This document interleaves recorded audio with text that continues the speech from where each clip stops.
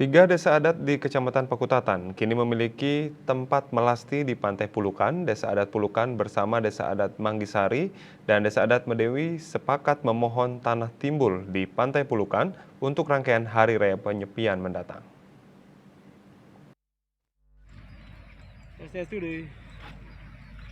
Secara bertahap, lahan yang berada di perbatasan dengan desa Medewi itu dilakukan pembangunan, salah satunya Padmasana.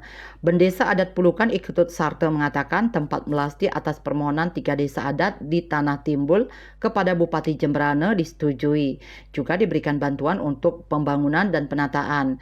Pihaknya bersama warga di tiga desa adat berterima kasih. Selain disetujui, tanah itu juga diberikan bantuan untuk pembangunan bertahap, terutama Padmasana, Genah Joli, dan Pamiosan.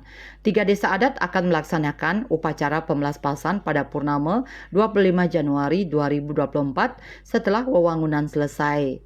Rencananya di pura di Pantai Pulukan itu juga akan dilakukan penataan sehingga lebih tertata termasuk akses jalan masuk.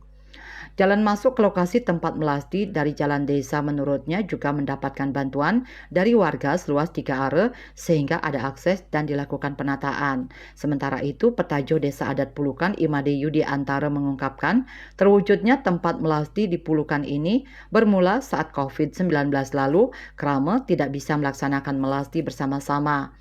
Desa adat Pulukan sebelumnya melaksanakan melasti ketika Hari Raya Nyepi bersama Asah Duren. Kemudian tercetus untuk melaksanakan sendiri di Pantai Pulukan dan atas masukan dari desa adat dan tokoh untuk memanfaatkan tanah timbul di wilayah desa adat Pulukan. Desa adat memohon kepada Bupati Jemberana untuk penggunaan tanah timbul ini dan disetujui. Untuk itu bersama warga Manggisari dan Medewi agar dapat bersama-sama melaksanakan pemelastian di Tanah Timbul ini. Surya Dharma, Bali Pos melaporkan.